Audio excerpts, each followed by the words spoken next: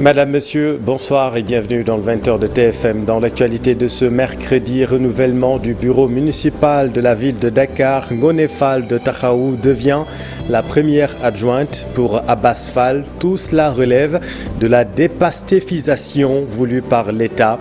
Le maire de la ville réfute cette thèse. Grève des travailleurs des collectivités territoriales du Sénégal, 96 heures à partir de la semaine prochaine. Les travailleurs réclament une hausse salariale. Les détails dans un instant.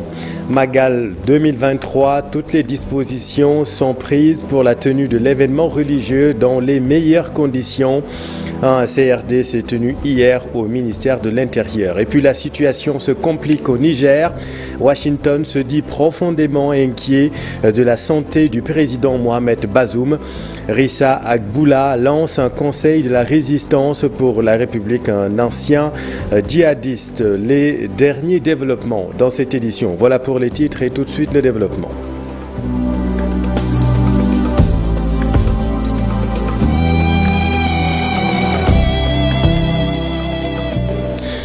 Ngoné Mbang, première adjointe de la ville de Dakar. Le renouvellement du bureau municipal intervient suite à la décision de la Cour d'appel sur le respect de la parité. Abass Fall dénonce la dépastéfisation voulue par l'État central. Voyons tout cela avec Habib Faye. Exit Abass Fall, place à Ngoné Mbang. Les échanges étaient houleux. Au final, c'est Ngoné Mbang de Taxawu Sénégal qui est élu. 60 voix en sa faveur contre 20 voix pour Marie-Rose Faye de l'ex-Pastef. Formé à la décision de la Cour suprême, on est obligé de respecter la loi. Donc, en tant que conseillers municipaux, il est de notre devoir de respecter la loi. C'est ce que nous avons fait aujourd'hui. Tous les 100 conseillers seront comptables du bilan du maire de Dakar. Et Inch'Allah, nous ferons ce qui est en notre possible pour travailler. Abass Fall, le désormais ex-numéro 2 de la ville de Dakar, est amer. Ce vote est un pas de plus dans la liquidation de Pastef, selon l'opposant. Ce qui s'est passé n'est pas une surprise pour nous. On savait ce qui était en train de se tramer. C'était tout simplement la liquidation de Pastef et principalement de Abass Fall au niveau du bureau. Ça a été fait. On remercie. Pour le maire de Hann Bel-Air, membre de Taxawu Sénégal, ce processus entre dans le cours normal des choses. J'aurais bien aimé, je l'ai entendu dire effectivement, qu'on m'explique un peu ce que veut dire trahison. Lorsque vous dites que quelqu'un a trahi, c'est que vous vous êtes entendu sur une chose et que effectivement autre chose a été fait. Il y a eu rupture de contrat. Je pense que Taxawu, de ce que je peux dire, a eu à respecter tous ses engagements vis-à-vis de ses alliés de manière globale. Maintenant, nous sommes en terrain politique où il est effectivement facile d'accuser l'autre sans apporter les preuves dans une réalité politique. Et dans la réalité politique aujourd'hui, effectivement, c'est que les aspirations des uns n'est pas du tout, en tout cas, celui de l'autre. Donc c'est pour ça que nous devons rester, je pense, mobilisés, unis à servir Dakar. C'est le plus important pour moi. Au total, 18 conseillers municipaux sont élus. La majorité des sièges revient à Taxawu Sénégal devant Pastef. Dans l'actualité politique, toujours la conférence de presse de Yahya Askanui, initialement prévue aujourd'hui, interdite par la gendarmerie qui a barricadé le siège du PUR où devait se tenir la rencontre. Une interdiction qui a rendu furieux les opposants. Ils dénoncent une violation d'un droit fondamental. La coalition Yahya Askanui, justement, dans un communiqué publié hier, demande à l'opposant Ousmane Sonko, actuellement en détention, d'arrêter sa grève de la faim pour préserver sa santé et garder toutes les forces en vue de l'échéance électorale de 2024. Voici Maïmouna Bousso, membre de la coalition des leaders. Elle était l'invitée de la matinale de TFM. Par rapport à ce qu'il est en train de vivre, montrer notre indignation par rapport à toute l'injustice qu'il subit, mais surtout montrer notre affection vis-à-vis de sa personne et notre souci de préserver sa santé et sa vie. Nous sommes au courant que sa santé est assez mal au point et nous voulons qu'il cesse cette grève de la faim le plus tôt possible.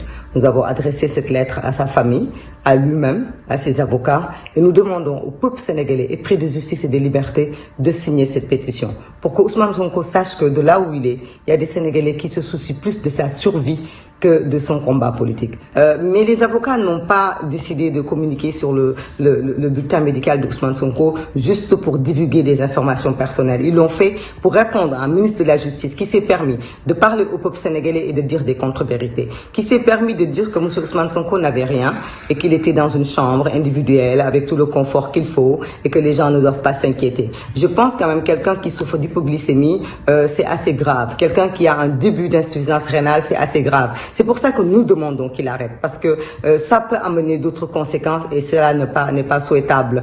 Les avocats sont dans le rôle de défendre leurs clients, mais sont aussi tenus d'informer l'opinion publique et l'opinion internationale de ce qui se passe, parce que c'est quand même grave quand une république se permet de mentir pour pouvoir cacher ses manquements. L'autre grand titre de cette édition, la grève annoncée par les travailleurs des collectivités territoriales à partir de la semaine prochaine, une grève de 96 heures renouvelable chaque semaine s'ils n'ont pas satisfaction de leurs revendications. Les travailleurs réclament une hausse salariale. Voici un des membres de l'intersyndicale Ndiaga Diop avec Fatou Bintou Conté. Que dans ce pays-là, qu'il y ait des avantages qu'on veuille allouer à certains agents et veuille oublier les travailleurs des collectivités territoriales. Nous allons en découdre et ce que nous avons décidé de faire, nous allons le dire tout de suite. Ce que nous avons décidé de faire, c'est que dès la semaine prochaine, nous avons décidé de faire des grèves répétitives sur l'ensemble du pays. Des grèves de 96 heures renouvelables. Chaque semaine, il n'y aura que le lundi que les gens vont aller au travail, mais les autres jours, c'est des grèves.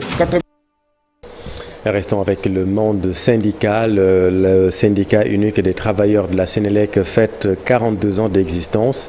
Un symposium a été organisé à cet effet. Mademba Sok se remémore les années difficiles et il revient sur les conditions difficiles de la création de ce syndicat. Le mythique syndicaliste demande à la jeune génération de perpétuer ce legs précieux. Compte rendu, Fatou Bintou Conté, Amadouba. Sutelec fête ses 42 ans. Le syndicat unique des travailleurs de la Sénélec se rappelle des conditions difficiles de sa création pour en arriver là où il est. Je crois que c'est une belle page de l'histoire de notre organisation syndicale qui s'écrit. Et elle s'écrit en l'air d'or dans la mesure où nous avons été donc, les bâtisseurs de cette organisation syndicale et nous avons la conviction aujourd'hui qu'elle a fière allure. Elle a fière allure parce qu'elle porte donc, les germes de ce qu'a été la conviction qui nous a animés tous à l'époque. Certains ne sont plus de ce monde, mais qui ont marqué de leur empreinte humaine et forte l'histoire du Sutelec. Symposium organisé par les travailleurs, les fondateurs de ce syndicat, en l'occurrence Mademba Sok, interpelle les jeunes à préserver ce legs. Et elle survivra. Et je crois que quelle que soit la situation, je disais tout à l'heure, il a été construit le Sutelec sur les bases antisismiques les plus solides. Je crois que les fondations sont solides. Et rien n'ébranlera le Sutelec et rien n'arrêtera la marche du Sutelec vers la satisfaction donc, des besoins des travailleurs. Les différents délégués syndicaux ont été conviés à une session de formation sur le syndicalisme. Nous avons invité les différents représentants syndicaux des différentes régions du Sénégal, de Fongolemi à Matam, Tambacounda, dans toutes les contrées, y compris Dakar, pour capaciter ces jeunes pour faire face demain éventuellement. Parce que vous savez qu'aujourd'hui, l'État du Sénégal actuel a entrepris une réforme, mais on ne sait pas s'il y a éventuellement un changement d'opérateur politique, qu'est-ce que cela va devenir. Et que le Sutelec est là pour d'abord défendre l'outil de travail. La Sénélec est un bien public commun. Nous devons tout faire, nous, en tant que travailleurs, pour défendre notre outil de travailleurs, pour les usagers, les Sénégalais en général, et nous, travailleurs en particulier. En 2 ans d'existence et de lutte, le Sutelec compte continuer le combat pour le bien-être des travailleurs de la Sénélec. Structuration du prix du pain selon le regroupement des boulangers du Sénégal. Malgré la crise économique, le prix du pain doit être revu, même si les autorités font des efforts dans le secteur. Écoutons à ce propos Djibril Faye avec notre équipe à Guédiawaye, Abdoulaye Patéane. L'élément disponible, nous y reviendrons. Tension sur le marché de l'oignon. Les commerçants grossistes disent subir d'énormes difficultés à cause de la rareté du produit. Un tour au parc d'oignons du marché Gueule-Tapée nous a permis de rencontrer les producteurs qui nous expliquent leur calvaire. Reportage Fatima Touré. La tension sur le marché de l'oignon se fait sentir chez les commerçants aussi. Au parc d'oignons du marché Gueule-Tapée, des stands presque vides comptent le décor. Les commerçants disent être préoccupés par la situation. C'est très difficile pour nous autres commerçants. Vous voyez le parc, auparavant des centaines de sacs d'oignons étaient déchargés ici. Mais durant presque une semaine, ils viennent au compte-gouttes. La rareté du produit est d'ordre mondial. On ne peut rien y faire, même si notre business subit un sacré coup. L'État a fait beaucoup d'efforts pour que l'approvisionnement revienne à la normale.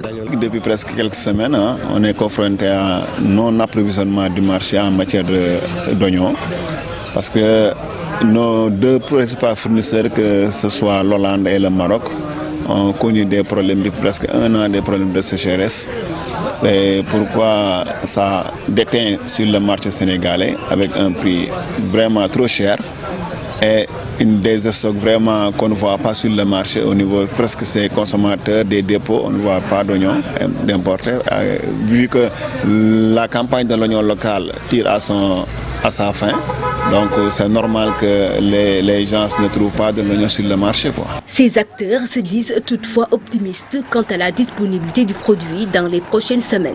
Parce que ça va s'empirer, peut-être d'ici la semaine prochaine, ça va se stabiliser avec les navires qui sont en route venant de l'Hollande. Depuis une semaine, les autorités sont sur le terrain, sont pour parler peut-être avec les autorités marocaines pour ouvrir une colonne vers le Sénégal d'ici le Magal, pour vraiment un quota bien consistant pour régler le problème.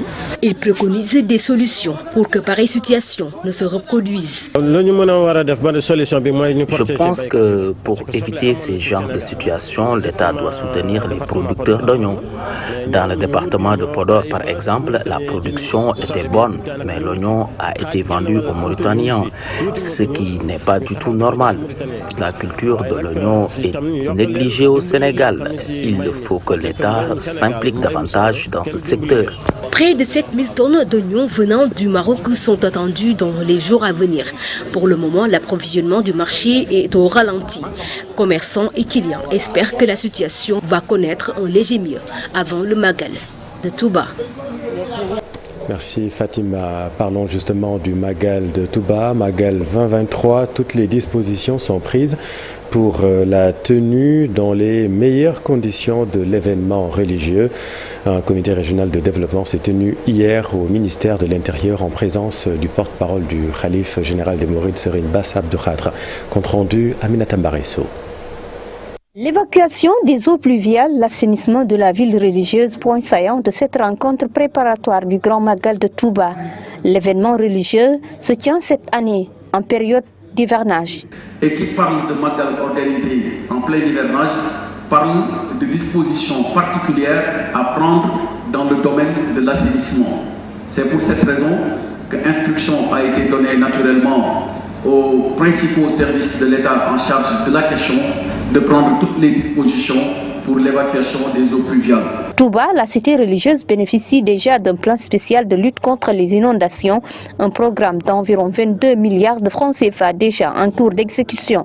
Nous savons qu'il y a un programme très ambitieux d'un montant de plus de 20 milliards, exactement 22 milliards, en cours d'exécution à Touba, qui concerne l'aménagement d'un bassin, le bassin de Kerkapou, d'une superficie de 8 hectares qui est destiné à recevoir les eaux en provenance principalement des quartiers de Guelemou ainsi que de Ndamatou, sans oublier naturellement les autres quartiers environnants. Le comité d'organisation sous la conduite de Serigne Bass Abdou Khadre se félicite des engagements déjà à plus de 78% de réalisation. Au terme de la réunion, nous avons enregistré avec satisfaction un taux de réalisation qui avoisine les 78%, pour dire qu'il s'agit exactement de 77 de taux de réalisation pour les actions en cours.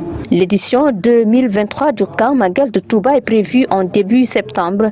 Un rendez-vous religieux qui draine du monde et qui nécessite la mobilisation de tous les services d'État vu les retombées économiques.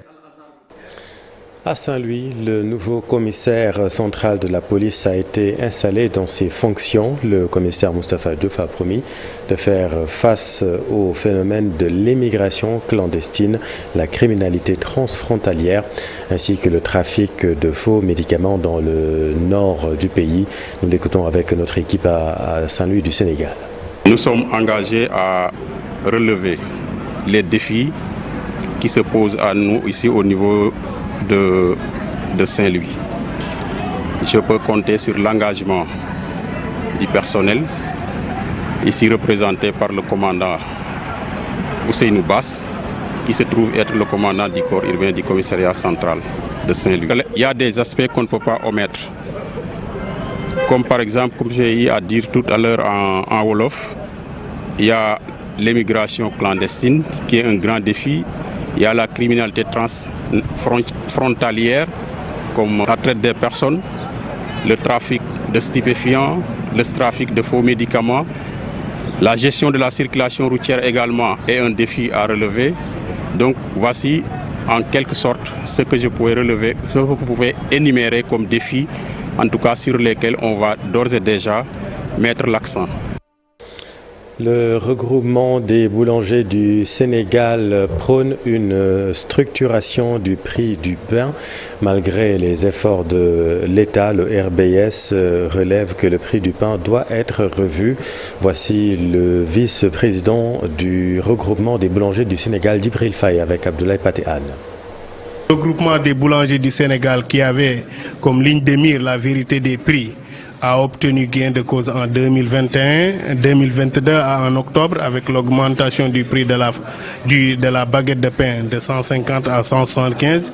Depuis lors, rien n'a été fait pour une augmentation de prix. Mais quand même, on sait que vraiment une révision de la structure actuelle est nécessaire. L'installation d'un siège vraiment est une nécessité parce que le RBS n'a jusqu'à présent pas de siège. Ensuite, essayer de raffermir davantage les liens et la collaboration entre les boulangers et l'État, mais entre les boulangers et les meuniers. Donc le climat social dans le secteur. Donc c'est une des priorités du nouveau bureau. Déjà les efforts de l'État, on est en train vraiment de le saluer. Ce qui a fait qu'on ne peut pas encore plus demander de l'État, mais on sait que vraiment notre demande est sur la table pour que vraiment les exonérations soient effectives au niveau des taxes et de la TVA sur la farine et tout ça. Les infrastructures sociales de base inexistantes à Darou Diouf, un village de la commune de Darou Khoudoss, c'est dans le département de Tivaouane. Entre routes impraticables et déficit infrastructurel, les populations lancent un cri de détresse. Reportage Cheikh Anta Diop Seylatir. Darou Diouf, accéder au village, relève d'un véritable parcours du combattant. Cette localité, non loin de la route Fass-Boye-Diogo, est confrontée à un problème. La route est impraticable. Notre village s'appelle Darou Diouf. Il a été fondé par un disciple de Cheikh Ahmadou Bamba en 1900. L'un des problèmes est l'état de la route principale qui va de Ségel jusqu'à notre village. Les routes sont en mauvais état. La problématique de l'eau inquiète aussi les populations. Dans cette partie de la commune de Darou Khoudoss, cette ressource est source de tension à cause de sa rareté. Et le manque d'eau. Nous avons besoin d'un approvisionnement en eau fiable pour répondre aux besoins de la communauté. Les femmes et les filles du village chargées d'aller chercher de l'eau et de laver le linge ou d'autres tâches ménagères pour lesquelles cette ressource est indispensable, au moins de temps à consacrer sur d'autres activités. Nous avons besoin de plus un poste de santé pour répondre aux besoins de la communauté du village. Fort de ce constat, les jeunes ont initié une rencontre pour sensibiliser les populations sur la nécessité d'élaborer un programme local de développement qui permettra de prendre en compte leurs préoccupations. Autre village qui souffre des mêmes maux, village de Maka Mor Madika, c'est dans la commune de Léona. Dans cette localité fondée en 1889, les infrastructures sociales de base sont quasi inexistantes. Pas de poste de santé, pas d'électricité et la fourniture de l'eau n'est pas des meilleures. Voyons tout cela avec Tierno-Fall. Au cœur de la commune de Léona se trouve le village de Maka Mor Madike, une localité riche en traditions qui date de plus d'un siècle. Cependant, malgré son âge, Maka lutte contre un manque flagrant d'infrastructures sociales de base qui entrave son développement harmonieux. Nous n'avons pas d'eau potable, nous n'avons pas de voie de communication, notamment une route goudronnée, sans oublier l'accès à l'électricité qui constitue une affaire très importante pour nous, surtout nous les étudiants. Dans ce village, l'accès à l'eau potable est limité et incertain. Les services de santé sont rudimentaires, voire inexistants. Les distances à parcourir pour les obtenir sont souvent longues et laborieuses. Pour avoir l'eau, nous sommes obligés d'aller dans les champs. Et nos femmes aussi souffrent parce qu'elles emportent des bassines jusqu'à des milliers de mètres. Case de santé bi ñu fi ubbi woon mi ngi nii ba mu tëjee yàgg na amuñu dara bu ñu dem Pout la ñuy dem wala Léona. Alors que l'agriculture est au cœur de l'économie de Maka, les jeunes sont confrontés à un défi crucial, à savoir le manque d'opportunités d'emploi qui pousse certains à vouloir tenter l'émigration clandestine. À part l'agriculture, nous n'avons aucune activité à pratiquer ici. Pratiquement dans le chômage domine ici. Les jeunes sont obligés de prendre les pirogues pour relier l'Europe. Nous voulons vraiment une aide de la part du gouvernement. Les populations de Maka ont profité de la célébration de la Ziara annuelle dédiée à leur grand-père, Serigne Mor Madike Diop, pour interpeller les autorités sur leur situation. Elles invitent l'État à venir investir dans le village pour résoudre les problèmes d'infrastructure et d'emploi. Merci Tierno. Et puis un mot de sport, handball. Grâce à sa victoire étriquée face à la Jeanne d'Arc 28-27 dans l'antépénultième journée du championnat de handball homme, Isaac Sport, plus que jamais proche du titre. En cas de sacre, le club estudiantin va mettre fin à l'hégémonie de l'ASFA. Voilà tout cela avec Cher Sadibou Diarra et Amoudouba. Isaac Sport se rapproche un peu plus du titre de champion. Vainqueur de la Jeanne d'Arc 28-27 lors de la 13e et avant-dernière journée, il compte 5 points sur son dauphin, l'ASFA, qui compte tout de même un match en moins. La première période, on nous a mené par 4 points à la mi-temps, dû à un manque de concentration. Vraiment, les joueurs n'étaient pas si concentrés cela. Mais après rectification à la deuxième mi-temps, vraiment, on est revenu meilleur que la première mi-temps. Mais surtout, je voulais dire qu'on a perdu un de nos meilleurs joueurs qui est parti à l'étranger. Donc là, ça nous a causé un peu de problème parce que lui, il nous marquait 10 buts par match. Mais heureusement que les autres sont là, ils sont présents et ils ont dû répondre à toutes les batailles. À la mi-temps, j'ai dit aux joueurs que vous devez rester concentrés. Vous perdez beaucoup de balles faciles, en plus vous vous précipitez beaucoup. Et vous perdez des balles, les balles faciles, il faut les mettre. En défense, j'ai dû changer, j'ai mis une 5 à la deuxième mi-temps, ce qui a causé beaucoup de problèmes à l'équipe adverse. Donc en premier mi-temps, j'ai joué 6-0, une défense alignée, mais deuxième mi-temps, j'ai fait une défense 1-5 et là, pendant 10 minutes, on a su prendre le score et les mener. Confiant pour le titre, Arona Fall espère voir son équipe dans les compétitions interclubs africaines. Je voudrais vraiment qu'on motive encore l'équipe pour qu'ils puissent partir au championnat d'Afrique des clubs. Donc là, ça sera vraiment une occasion pour le handball sénégalais, vraiment de se hisser par rapport aux autres équipes, vraiment pour voir les joueurs là, leur donner la chance de hisser le haut niveau. Ouais, de hisser le haut niveau. Vraiment, si le ministère, vraiment avec la collaboration du club, le président Diop et Binta et tous les membres du comité qui sont là, vraiment, ils sont en train de travailler pour que l'équipe là parte au championnat d'Afrique des clubs. Isaac Sport Handball bouscule la hiérarchie au Sénégal depuis sa création il y a 6 années. Un sacre chez les hommes en 2023 suivra celui en dames la saison dernière. Il mettra fin au règne de l'ASFA. Il mettra fin aussi au règne de l'ASFA, sextuple champion, série en cours. Dans l'actualité internationale, la situation se complique au Niger. L'ex-chef rebelle Rissa Agboula lance un conseil de la résistance pour la République contre la junte. Et puis dans le même temps, Washington se dit fortement inquiet de la situation du président Mohamed Bazoum, toujours détenu. Les derniers développements avec Ibrahima Khan. À Niamey, la situation risque de devenir compliquée pour la junte militaire. L'ancien rebelle Touareg Rissa Agboula a annoncé dans la nuit d'hier la création d'un conseil de la résistance pour la République. Objectif, rétablir l'ordre constitutionnel au Niger. Premier appel lancé par ce dernier aux militaires, l'arrestation du chef de la junte, le général Abdourahmane Chani. L'ex-chef de la rébellion Touareg au Niger précise que le Conseil de la résistance pour la République est un mouvement politique qui va œuvrer à rétablir l'ordre, la légalité constitutionnelle et le président Bazoum Mohamed dans la plénitude de ses fonctions par tous les moyens. Rissa Agboula condamne fermement le renversement le 26 juillet du président démocratiquement élu qu'il qualifie d'ignominie. Il dénonce le jusqu'au-boutisme de certains membres de la junte ainsi que la tentation de faire appel à des mercenaires et criminels de guerre connus sous le nom de Wagner. Pour rappel, Rissa Agboula était ministre du Tourisme de 1997 à 2004.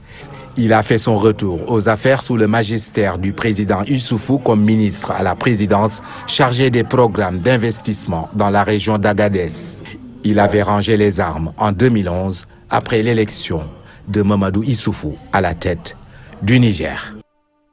Merci Ibou, c'est la fin de cette édition. Merci infiniment de l'avoir suivi. L'info continue, Soir d'info à la suite dans un instant avec Papa Blader et son invité. Restez avec nous, vous êtes au bon endroit. Bonne soirée.